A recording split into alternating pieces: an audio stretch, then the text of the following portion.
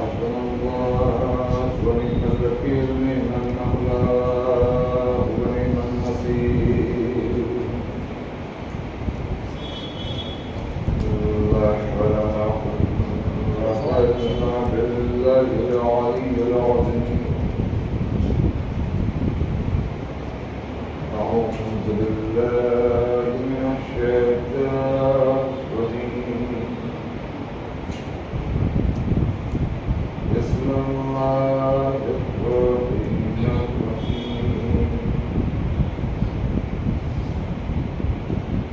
الحمد لله الذي هدانا لهذا وما كنا لنهتدي لولا أن هدانا الله لقد جاءك رسول ربنا بالحق اسمه مكتوب مرفوع منقوش في الله والقلم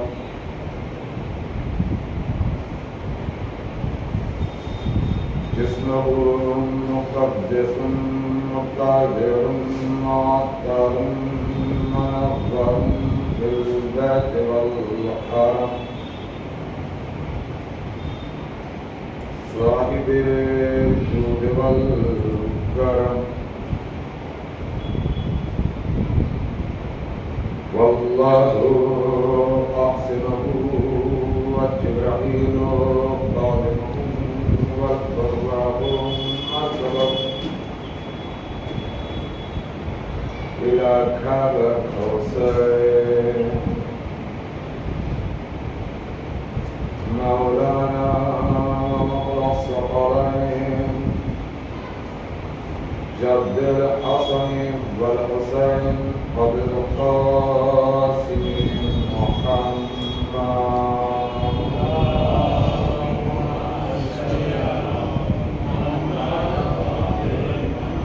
وأهل بيته الطيبين الطاهرين أما بعد بسم الله الرحمن الرحيم يريدون عليكم نور الله بأخلاقهم والله متم نوره ولو كره الكافرون صلوات محمد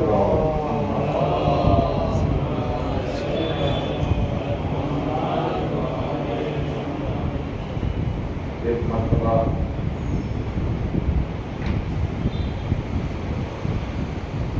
ہماری اور آپ کی ملاقات کا ذریعہ ذکر غیب قرار پایا ہے. اس ملاقات کو قیامت اور قیامت سے آگے چل کر جنت طلب اسی طریقے سے ملاقات میں شامل رہنے کے لیے بہترین بآواز بلند ترین سلام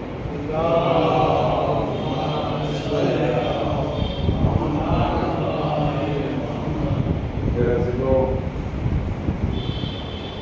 میں نہ کوئی ذاکر ہوں اور نہ ہی کوئی ذاکر.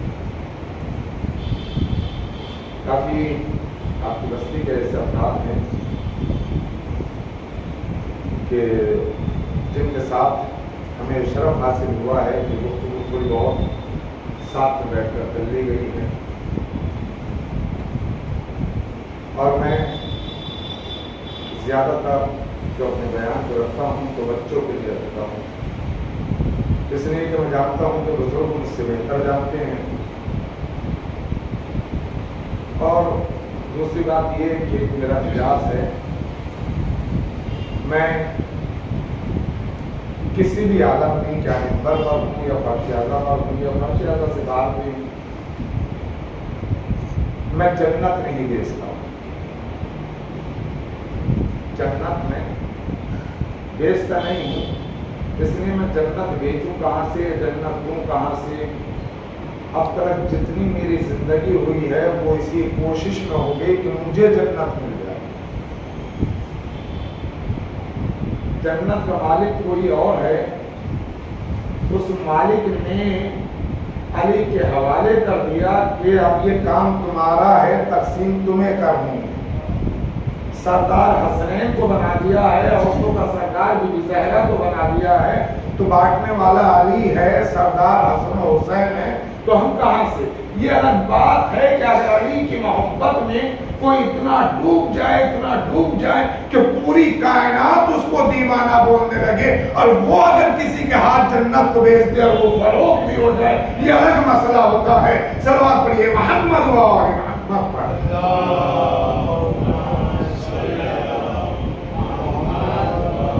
تو میں نے کہا کہ بچوں کے لیے بزرگوں سے معافی چاہتے ہوئے, اس لیے میں اکثر بیشتر کہیں پر بھی ہے جب پہلی مرتبہ جاتا ہوں تو یہ بات میں ضرور عرض کر دیتا ہوں.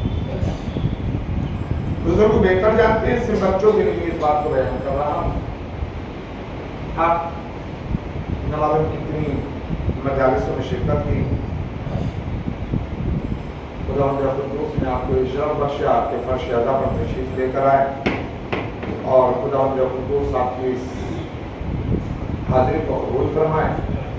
جب بھی آپ آتے ہوں گے مجلس میں یا محفل میں, تو خطیب جو ہے وہ منبر پہ بیٹھنے کے بعد بولتا ہے فاتحہ یا رحمۃ اللہ, فاتحہ اپنے اپنے انداز میں جو بھی ذاتی ہوتے ہیں بول دیتے ہیں کہ فاتحہ. ہم لوگ کرتے کیا ہیں؟ میں نے کہا بزرگوں سے معافی چاہتا ہوں, مجھے معلوم ہے بزرگوں کو معلوم ہے, صرف بچوں کے لیے بس فاتحہ کا سورہ فاتحہ پڑھو اور ختم. یہ کیا مسئلہ؟ ہمارے یہاں اہل تشیع میں سب سے بڑی جو بات ہے وہ یہی ہے کہ کوئی بھی چیز بغیر مقصد بغیر ہدف کے نہیں, کوئی بھی چیز. تو پھر یہ فاتحہ بس پڑھیا بس ختم, سوال پڑھ دی, مطلب کیا ہے اس کا؟ کیوں؟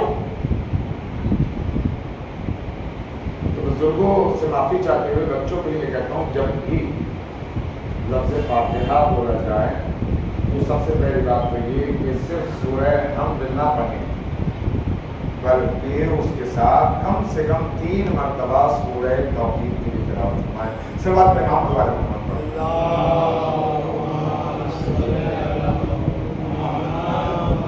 جو تھوڑا بہت جملے بولتے بھی تو اس میں بھی دشواری ہو جائے گی.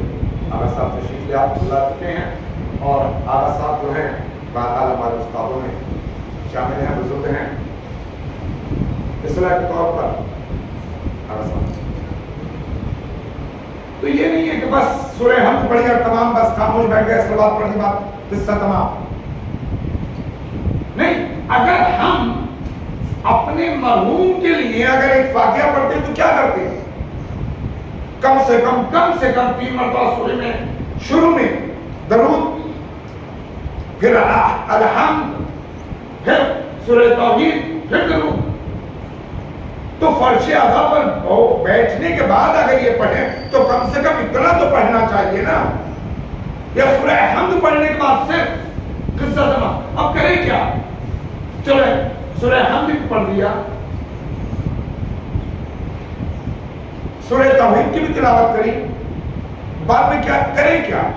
تو میرے عزیزوں یہ ذہن میں ہونا چاہیے کہ مجلس کی بانی جناب زینب ہیں, ان سوروں کا ہدیہ جناب زینب کو کر دینا چاہیے تاکہ فرش اعضا پر بیٹھ کے معلوم تو ہو کہ یہ جو ہمیں شرف ملا ہے یہ ملا کس کی وجہ سے ہے.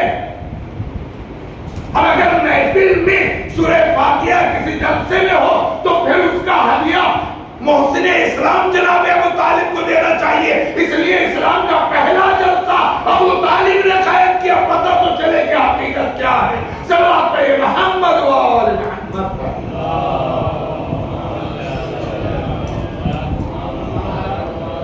فقط خاموش رہ جانا یہ صحیح نہیں ہے. یہ ہمارے بچوں کو پتہ ہونا چاہیے، ہماری آنے والی نسلوں کو پتہ ہونا چاہیے۔ مجلس کی بانی جناب زینب ہے تو فرش اعلیٰ پر بیٹھنے کے بعد جناب زینب ذہن میں تو ہونی چاہیے، جلسے کے بانی جناب ابو طالب ہیں تو ذہن میں تو ہونا چاہیے کہ اس کی ابتدا ہوئی کہاں سے۔ صلوات پڑھیں محمد وعلی محمد پر۔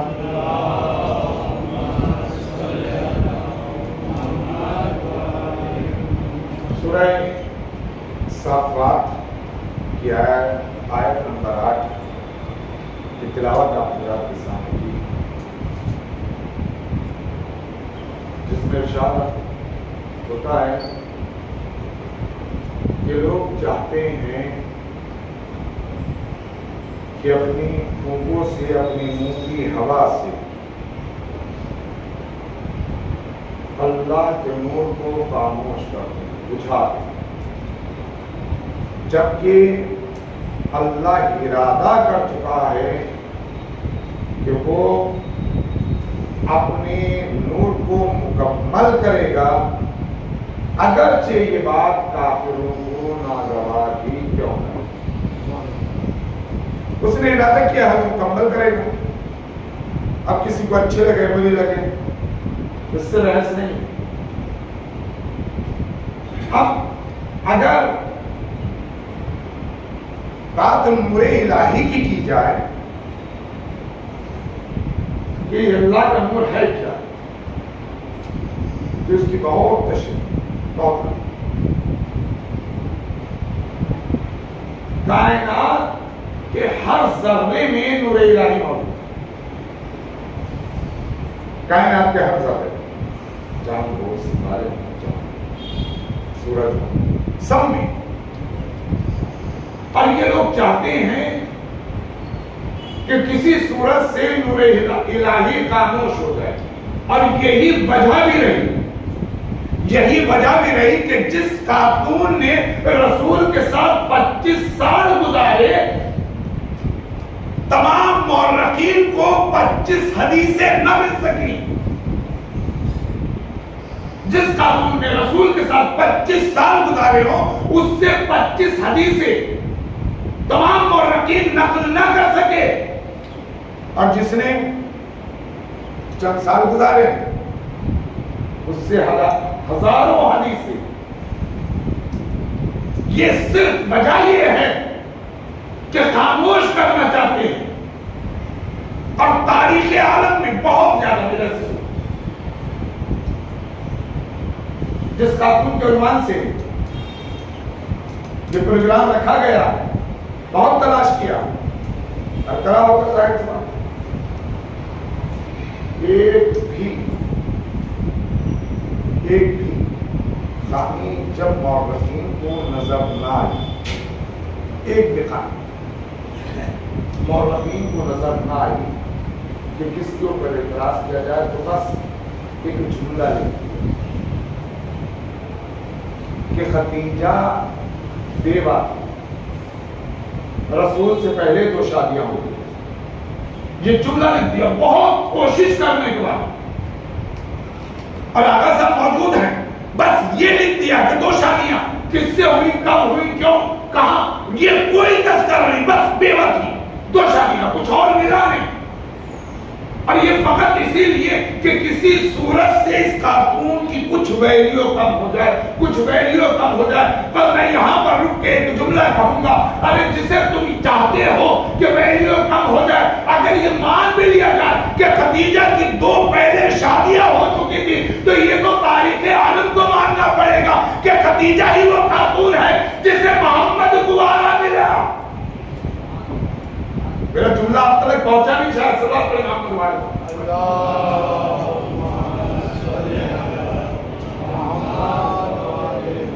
بھئی محمد تو گوارے تھے نا، ان کی تو کوئی شادی نہ ہوئی تھی، تو یہ بھی کیا کم فضیلت ہے کہ اس خاتون کو اگر عبداللہ کا لال بھی ملا تو گوارا ملا، باقی جتنی بھی 7 8 9 10 11 میں اس میں نہیں جاتا، سب کو گوارا نہیں ملا۔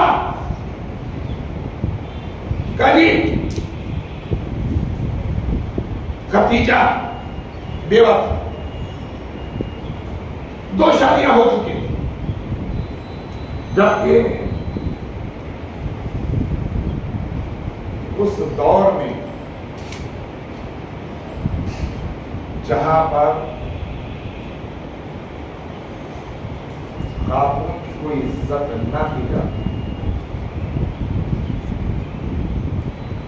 صلوات اللہ،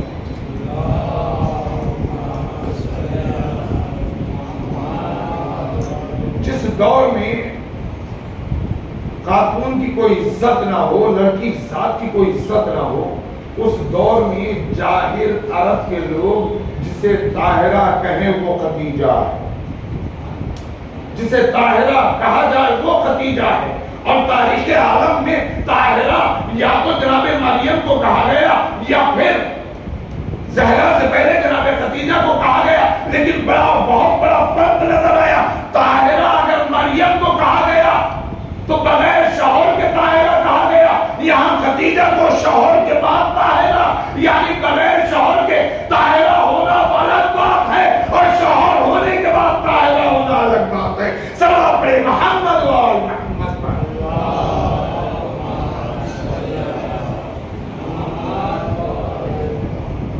خدیجہ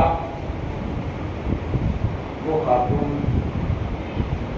جس کو خدا قدوس نے معین کیا کہ ان کے بدن میں نور زہرا آ جائے،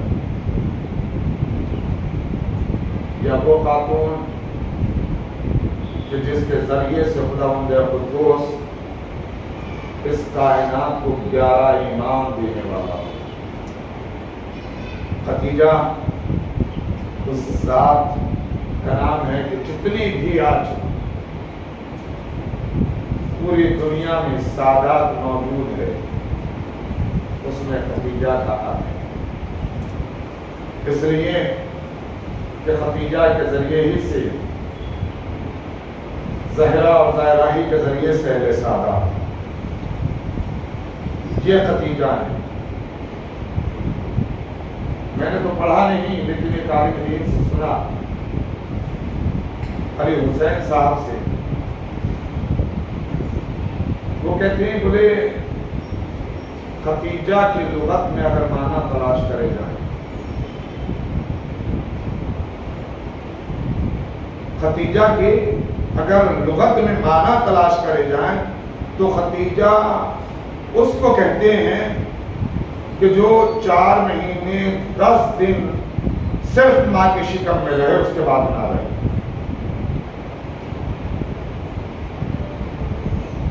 کیا کہا؟ خدیجہ اس کو کہتے ہیں کہ جو 4 مہینے 10 دن ماں کے شکم میں رہے، اس سے زیادہ نہ رہے۔ جو عام طور پر 9 مہینے ہوتا ہے حمل، وہ 4 مہینے 10 دن۔ اور سوشل میڈیا کا زمانہ ہے، ریسرچ کیجئے، سائنس ترقی کر رہا ہے۔ جب بچہ ماں کے شکم میں ہوتا ہے، جب بچہ ماں کے شکم میں ہوتا ہے تو 4 مہینے 10 دن کے بعد اس بچے کی غذا جو ہے وہ ماں کا غلیظ خون بننا شروع ہوتا ہے۔ 4 مہینے 10 دن سے پہلے وہ غذا نہیں بنتا ہے، غذا نہیں بنتا۔ 4 مہینے 10 دن جب ہو جاتے ہیں، وہ غلیظ خون ماں کا اس بچے کی غذا بننا شروع ہو جاتا ہے۔ اور خدیجہ اس خاتون کو کہتے ہیں جو 4 مہینے 10 دن سے زیادہ شکم مادر میں نہ رہے، اللہ نے تیری عظمت، تو نے خدیجہ کو 4 مہینے 10 دن ماں کے شکم میں رکھا تاکہ وہ خون غذا نہ بن سکے۔ کیوں؟ اس لیے کہ طیب و طاہر ہے، یہاں زہرا نمودار ہونی ہے۔ صلوات پڑھیں محمد و آل محمد پر۔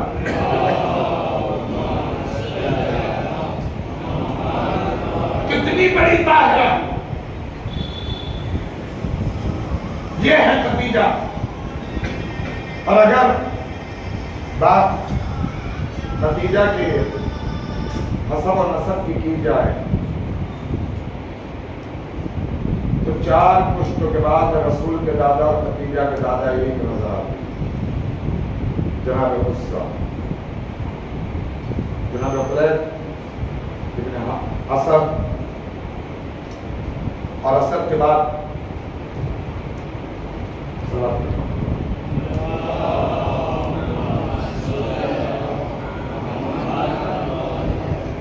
کے بعد عبدالعزہ اور عزہ کے بعد قصہ، اور ایسے ہی جناب عبداللہ، جناب عبدالمطلب، جناب حاشم، جناب عبدالمناف اور جناب قصہ۔ اور اگر ننیحال سے آپ کا کو دیکھا جائے تو آپ کی ماں فاطمہ، یہ بھی بڑی عجب سی بات ہے، یہ بھی کم عظمت نہیں ہے، یہ بھی خدیجہ کہ ماں کا نام بھی فاطمہ ہو اور بیٹی کا نام بھی فاطمہ ہو جائے، اور ساتھ میں ساس کا نام یعنی علی کی ماں کا نام بھی فاطمہ ہو جائے، جو تمام چاروں طرف سے فاطمہ میں گھر جائے اسے خدیجہ الکبریٰ ہے۔ ماں کا نام فاطمہ بنت زائدہ اور زائدہ بن اسد، اور پھر اسی طریقے سے عامر بن لوئی تلک جا کر یہ 8 پشتوں میں شجرہ ایک ہو جاتا ہے۔ یہاں پر مورخین نے 2 باتیں لکھی، کچھ مورخین نے لکھا کہ اسد جو ددیال میں اسد آئے، خاندان بنی اسد اسی سے، اور کچھ مورخین نے لکھا کہ نہیں، ننیحال میں جو اسد آئے زائدہ ابن اسد یعنی جناب خدیجہ کے نانا زائدہ اور ان کے باپ اسد، کہ ان کے قبیلے سے جو بھی ہوئے وہ اسد، بہرحال اسد قبیلے بنی اسد کے بارے میں آپ حضرات سب جانتے ہیں، اور ان میں ایک مشہور ہستی بھی حبیب ابن مظاہر یا مظاہر، یہ بھی اسد خاندان سے تعلق، اتنا پاکیزہ شجرہ کہ جو خاندان رسالت سے ملتا ہو، اور تاریخ نے لکھا کہ ابھی خدیجہ 3 برس کی تھی۔ خدیجہ کتنے برس کی؟ 3 برس کی، کہ اپنی کچھ سہیلیوں کے ساتھ کھیل رہی تھی۔ وہ سہیلیاں کھیل میں کہتی ہیں آؤ لات اور عزا کے اوپر چڑھاوا چڑھا کر آئیں۔ خدیجہ ان کے ساتھ جانے لگی کہ کان میں آواز آئی، خدیجہ رک جاؤ، تم اس کے لیے نہیں ہو، تم اس کام کے لیے نہیں ہو، تمہیں ہم اپنی ایک امانت دیں گے۔ خدیجہ نے اپنی سہیلیوں کو کہا جو میں نے سنا تم نے سنا؟ کہا نہیں۔ خدیجہ پھر چلنے لگی، پھر کان میں وہی آواز، خدیجہ رک جاؤ، ہم تمہیں اپنی ایک امانت دیں گے۔ اب خدیجہ آگے نہیں بڑھتی، پیچھے ہٹی۔ پیچھے ہٹنے کے بعد جناب خدیجہ نے اپنے والد اور اپنی ماں سے اس خواب کو، اس آواز کو بیان کرا۔ جناب خدیجہ کی ماں جناب فاطمہ نے کہا جو تو نے آواز آج سنی ہے، یہ مسلسل میں آواز سن رہی ہوں کہ تیری بیٹی کو ہم ایک امانت دیں گے۔ یعنی اس سے پتہ یہ چلتا ہے کہ نہ ہی تو کبھی رسول نے بتوں کے سامنے اپنی پیشانی کو خم کرا، نہ کبھی خدیجہ الکبریٰ نے اپنی پیشانی کو خم کرا۔ صلوات پڑھے محمد و آل محمد۔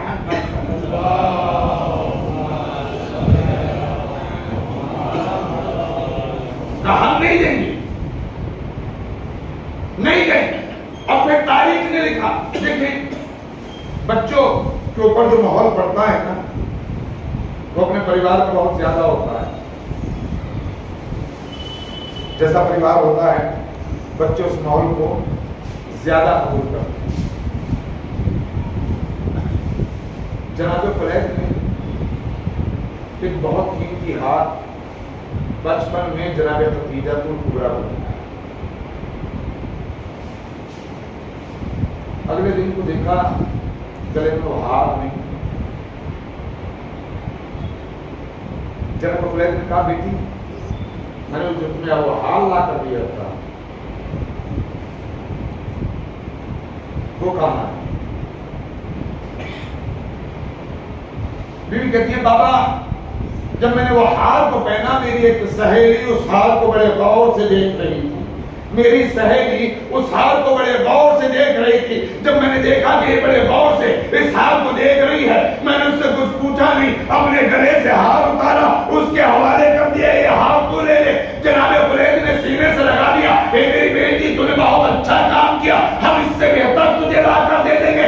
یعنی شروع سے باپ نے کہا بیٹی خرچ کرنا دینا بری بات نہیں ہے, اچھی بات ہے. یہی وہ تعلیم تھی, یہی تعلیم حاصل کر کے پوری دولت رسول کے قدموں میں ڈال کر خوش اور مطمئن نظر آئے. صلوات پڑھیے محمد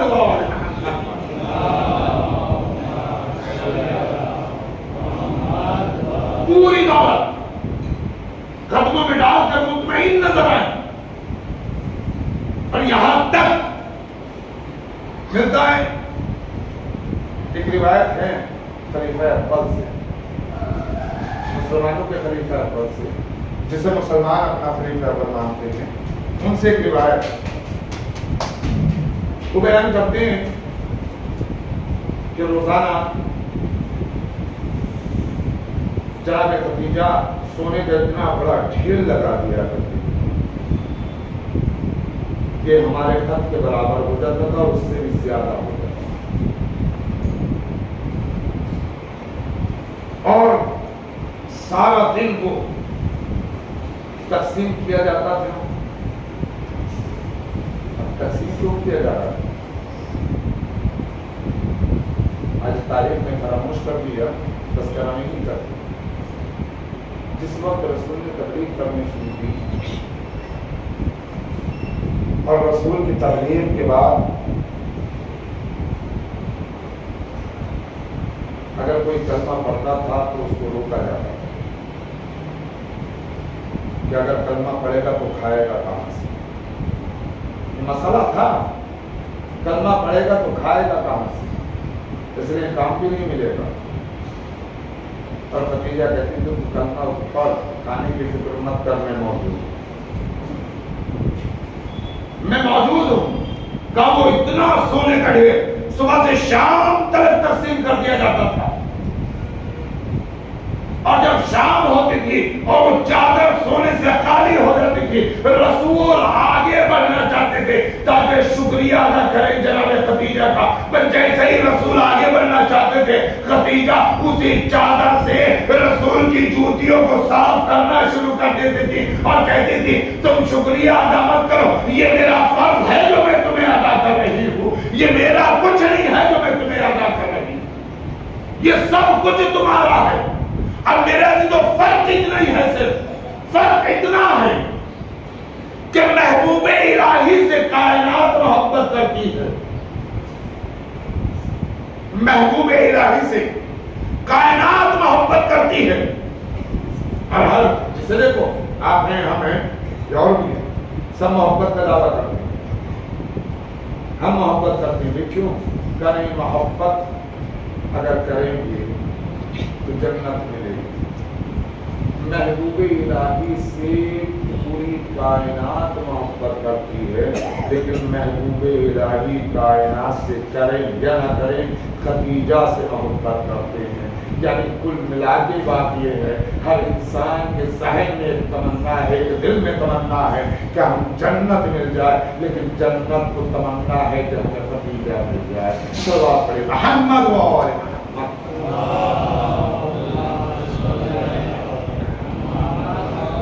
اور جناب خدیجہ کی ایک احسان, ایک کارنامے ایسے انسان بیان بھی نہیں کر سکتا. تو آخری بات, آج پوری دنیا میں ادھم مچا رکھا ہے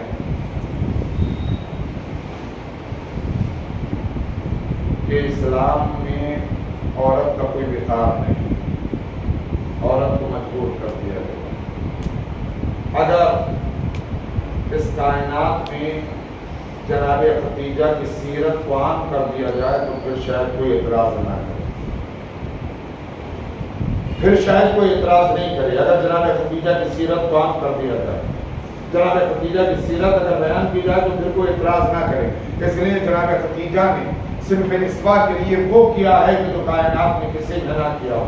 وہ دور کہ جس وقت زندہ اپنی بیٹیوں کو دفن کرنے کے بعد لوگ جو تھے وہ خوش ہوا کرتے تھے, اپنے آپ فخر محسوس کیا کرتے تھے. اس وقت جناب خدیجہ نے دارالامان کے نام سے ایک تعمیر کروائی, ایک مکان بنوایا, بہت بڑی جگہ محل بنوایا جس کا نام رکھا دارالامان. یعنی اس میں صرف اور صرف اپنی تمام کنیزیں 400 کنیزیں جناب خدیجہ کبریٰ کی 400 کنیزوں کو اس کام کو اوپر لگا دیا. بولے جاؤ پورے مکے میں گھومتے رہو, پورے قریے میں گھومتے رہو, اگر کسی کے یہاں بیٹی موجود ہو, بیٹی پیدا ہو جائے اور وہ اپنی بیٹی پیدا ہونے سے غمزدہ ہو, رنجیدہ ہو, اس کو ختم کرنا چاہتا ہے, دفن کرنا چاہتا ہے, تو فوراً اس سے اس بیٹی کو خرید لینے کا, اور خریدنے کے بعد کہنا اب یہ تیری ذمہ داری نہیں ہے, یہ ہماری ذمہ داری ہے. اور 400 کنیزیں اسی کام کے لیے موجود تھی. اس لیے کہ اور کوئی اس زمانے میں دستور نہیں تھا, کنیزی کا دستور تھا, غلامی کا دستور تھا, خرید و فروخت ہوا کرتے تھے, ایسے کوئی نہیں دیتا تھا. تو جناب خدیجہ نے اسی زمانے کے اعتبار سے تم خرید لینا, اور ان تمام بچوں کو خرید کے دارالامان میں رکھا گیا, جس کی ابتدا جناب خدیجہ نے کی تھی. دارالامان آج جگہ جگہ یتیم خانوں کی شکل میں موجود ہیں گے, ہاسٹل کی شکل میں موجود ہیں گے. یہ ابتدا جناب خدیجہ کی تھی, اور عورت کو جناب خدیجہ نے وہ مقام عطا کیا کہ تمام عورتوں کو وہاں پر رکھ کر ان کی پرورش کی, اور فقط پرورش نہیں بلکہ ان کی شادیاں طلب کی بھی کی, اور کرنے کے بعد کائنات میں قیامت تک کے انسانوں کو بتلایا کہ دیکھو اسلام اس کو کہتے ہیں, اسلام یہ اس طریقے سے کیا جاتا ہے. لیکن اگر پھر آپ آگے تذکرہ کریں گے تو آپ کو نظر آئے گا جس خدیجہ کبریٰ نے مکے کی یتیم بچیوں کے ساتھ اتنا کیا, جس خدیجہ کبریٰ نے بے سہارا بچیوں کو پال کر ان کی پرورش کی, جس خدیجہ کبریٰ نے پوری بچیوں کی ذمہ داری اٹھائی ہو, اگر اسی خدیجہ کبریٰ کی نواسیاں بے مخنہ و چادر کربلا سے کوفہ سے شام آئے تو اس خدیجہ کے دل پہ کیا گزرے گی. میرے عزیز ذرا سوچیں تو جناب خدیجہ نے اتنا کیا اسلام کے لیے, اسلام نے بدلہ کیا دیا جناب خدیجہ نے؟ کیا بدلہ دیا؟ بلکہ اذیت و بے دی گئی. ایک سنی عالم دین کہتے ہیں کہ اگر فدا زہرا مانگنے دربار میں گئی تھی, اور اگر فدا کو زہرا کرنا بھی تھا تو امت کو چاہیے تھا کہ فدا دے دیتے. کہا کیوں؟ کہا خدیجہ نے اتنا دیا ہے کہ فدا اس کا 1000واں حصہ بھی نہیں تھا, تو اگر فدا کو نہ بھی تھا تو دے دیا جاتا, لیکن نہیں, سب کچھ چھینا گیا, لوٹا گیا.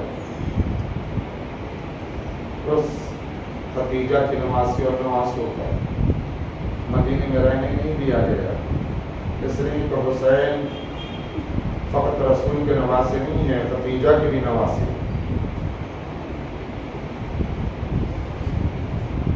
مدینے میں نہیں رہنے دیا گیا, مکے میں آئے, مکے میں بھی حالات سازگار نہیں تھے. مکے سے عراق کا سفر کیا, کربلا میں پہنچے, پانی بند کر دیا گیا, شب عاشور آ گئی, اور شب عاشور جب آئی اللہ نے یہ ساتھ تھا جناب خدیجہ کا, جو جناب خدیجہ کی نسل میں چلا. شب عاشور جب آئی حسین خیموں میں ایک خیمے میں جا کر دیکھتے تھے خیموں کے اندر کے حالات کیا ہیں. حسین نے خیمے میں بیٹھ دیکھا ایک ضعیفہ ہے, سر کے بال سفید ہو چکے ہیں, زمین پہ بیٹھی ہوئی ہے, ہاتھوں کو پھیرتی جا رہی ہے. کاش اگر تم ہوتے تو کیا ہوتا, آج میں خوش روح ہو جاتی.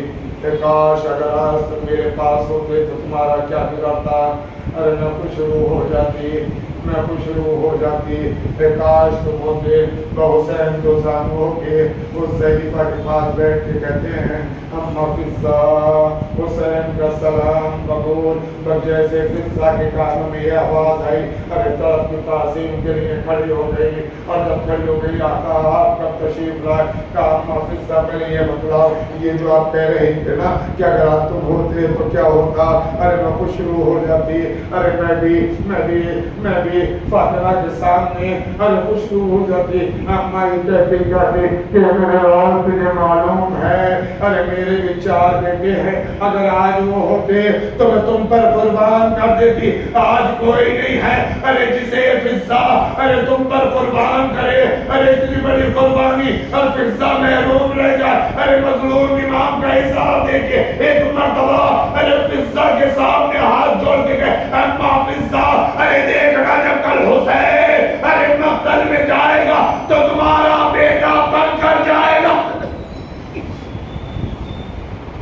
تمہارا بیٹا بن کر جائے گا. اور جب صبح شور نمودار ہوئی اور تمام اصحاب حسین کے شہید ہو چکے, ایک مرتبہ فرما کی باری ہے, اقربا جب شہید ہو چکے, حسین جب مقتل میں گئے, فضا میرے خیمہ پہ آئی. آنے کے بعد کہتی ہے اے زینب میرے قریب آ جاؤ, ام کلثوم میرے قریب آ جاؤ, رباب میرے قریب آ جاؤ, اے مروہ میرے قریب آ جاؤ. ارے میں اس سے آج حسین نے ایک وعدہ کیا تھا, میں دیکھتی ہوں حسین وعدہ پورا کرتا ہے.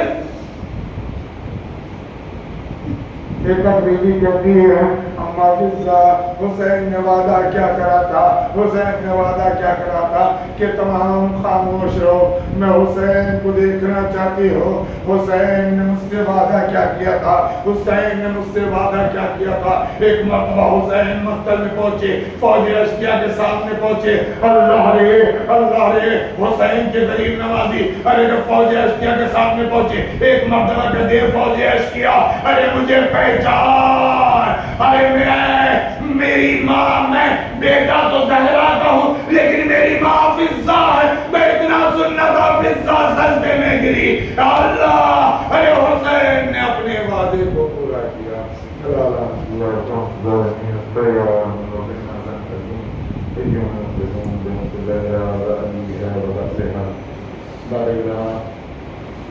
ہماری اس مختصر سی عبادت کو قبول کرنا. بارے الہ جن اس وقت پر شہدہ پر موجود ہیں, تمام مومنین کی نیک حاجت کو پورا کرنا. بارے الہ ہمیں کوئی غم نہ دینا سوائے مظلوم کربلا کے. بارے الہ ہمارے والدین کے سائے کو ہمارے سروں کو برقرار کرنا. ہم میں سے جن کے والدین اس دنیا سے کوچ کر گئے کہ دوبارہ معصوم علیہ السلام نے جمعیات کرنا اور ہمیں ربانی کا سایہ ہمارے سروں کو برقرار کرنا. تمام روزہ مقدس کی حفاظت کرنا. جہاں جہاں شہر میں حیدر کرار جہاں بیمار کی دستیابی کی حفاظت کرنا. بارے الہ زمانہ پر شور زیادہ امتحان نہ دے, نہ وقت کے ذوق میں تعریف کرنا. ہم سب کو ان کے عوام منظر میں شمار کرنا ہوتا ہے. ایک سورہ فاتحہ مرحوم اور اسے اللہ ابراہیم بھائی, حضرت اللہ ابراہیم بھائی, کتاب محمد علی معصوم علی, حضرت محمد علی بھائی, حضرت محمد علی رحمت اللہ بھائی, امینہ بھام مستند علی, اکبر بھام مستند علی, علی بھائی دیورات, جنتمبا, نظر علی شوتا بھائی, شہر بھائی بین گانڈا بھائی, محمد علی قاسم بھائی, نظر علی دیگا بھائی, حسن بھائی کھڑا بھائی, سبن تمام مومنات.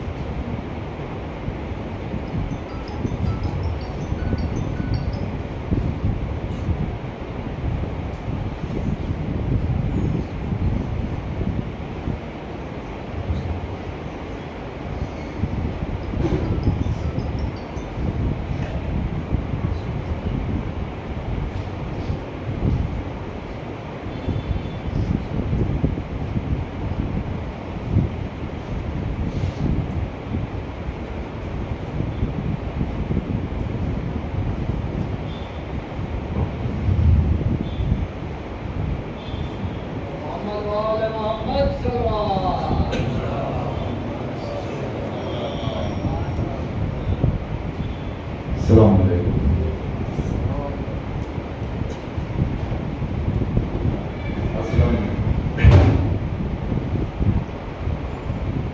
ہمیں اگر سوال کریں تو بہت ایسا ہوتا ہے کہ اپنی تقریر میں سوال کریں. بہرحال حکم ہے اور شاید اس سے قوم کے اندر ایک جذبہ پیدا ہو, کچھ معلومات میں اضافہ ہو جائے.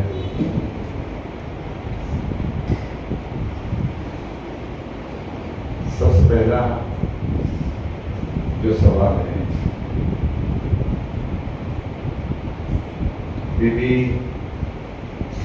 خدیجہ کے نانا کا کیا نام؟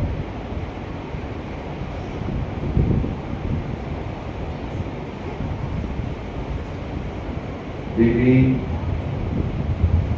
خدیجہ کے نانا کا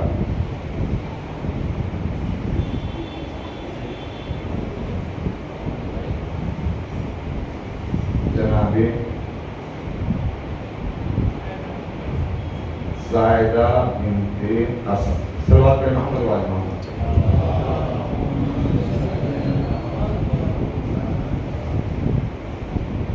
ایک مرتبہ صلوات پہ محمد و آل محمد پر.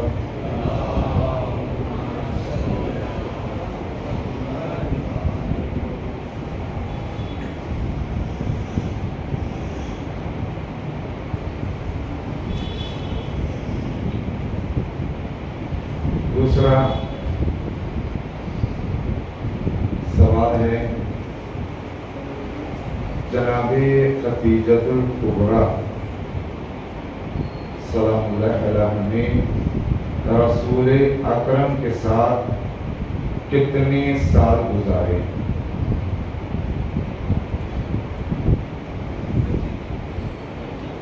صلوات محمد و آل محمد.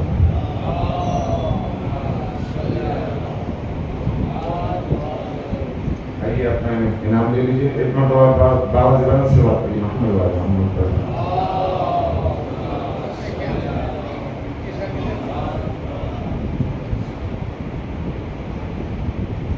خدیجہ نے رسول اللہ کے ساتھ 25 سال گزارے اور آپ کی حیات طیبہ میں رسول نے کوئی دوسری شادی نہیں کی. اتنے مطمئن.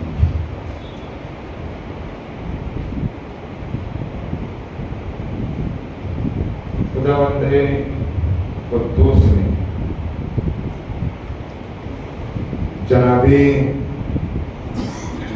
خدیجۃ الکبریٰ کو کتنی عمر میں الہام یا وحی جو بھی آپ لفظ کہیں کیا کہ جس سے جناب خدیجۃ الکبریٰ بتوں کے قریب جانے سے رک گئے؟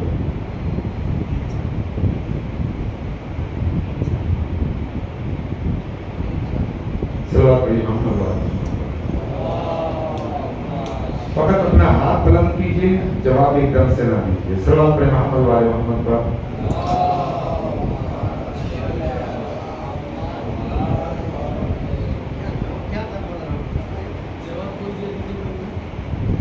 تقریباً 3 سال بچپنے کا عالم تھا. تقریباً 3 سال کی عمر میں جب آپ کے کانوں میں آواز آئی تھی کہ آپ وہاں نہ جائیں, ہم نے ایک نور, ایک امانت آپ کے لیے رکھی ہے کہ جو ہمیں سپرد کرنا. جناب رسول اکرم اور جناب خدیجہ کا شجرہ باپ کی طرف سے کہاں پر جا کر ملتا ہے؟ کس نام پر جا کر جناب خدیجۃ الکبریٰ اور رسول اللہ کا شجرہ جا کر مل جاتا ہے؟ یعنی دونوں کے جب ایک ہو جاتے ہیں.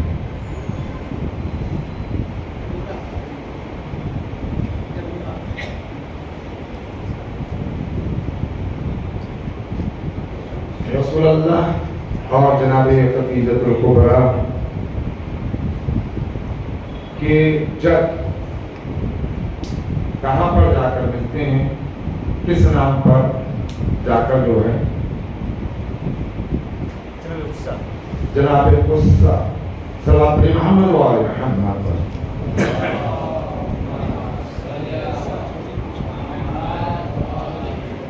جناب عبد المناف کی والد محترم جناب غصہ، یہاں پر آ کر جو ہے دونوں کا شجرہ ایک ہو جاتا ہے، اور جناب غصہ کو ہی جو ہے وہ قریش کہا گیا ہے۔ ان سے پہلے بھی فہر وغیرہ کو قریش کہا گیا ہے، غالب کو فہر کو قریش کہا گیا، لیکن ان کو بھی جناب غصہ کو بھی قریش کہا گیا ہے، اس لیے کہ جناب غصہ نے جو پورے خاندان کو اکٹھا کیا اور پھر دارالندوا بنایا تھا، یعنی 5 محکمے آپ نے بنائے تھے الگ الگ قسم کے، اور وقت نہیں تھا ورنہ تشریح کی جاتی۔ بارہ تو ان کو قریش بھی کہا جاتا ہے، یہاں پر جا کر جو ہے بی خدیجہ اور رسول اللہ کا شجرہ جو ہے وہ دیکھ جناب خدیجہ کو خداوند قدوس نے کس کے نور کے لیے معین فرمایا؟ بہت آسان سے،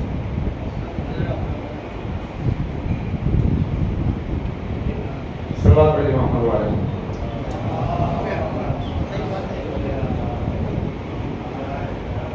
لیکن بہرحال بزرگ ہیں، جواب کی صحیح دیا ہے، لیکن ہم نے اشارہ بھی دیا تھا فقط ہاتھ کو بلند کیا جائے، جواب نہ دیا جائے۔ صلوات علی محمد والے محمد پر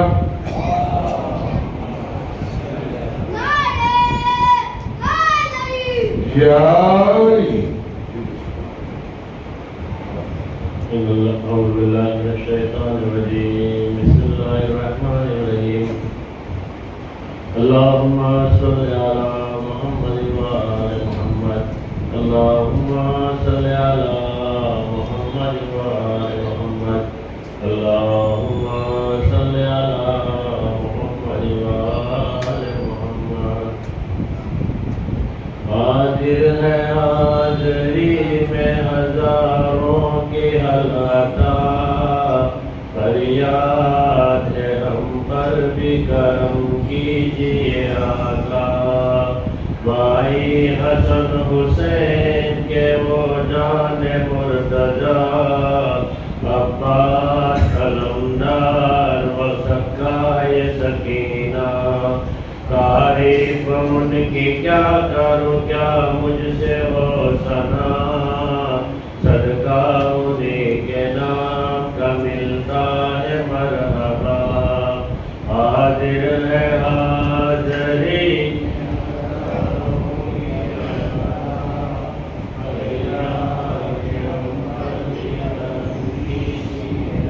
آقا کو آج اپنی مصیبت سناؤ تو، پہلے تو اپنی آنکھوں سے آنسو بہاؤ تو، رو رو کے آگ آتش غم کی بجھاؤ تو،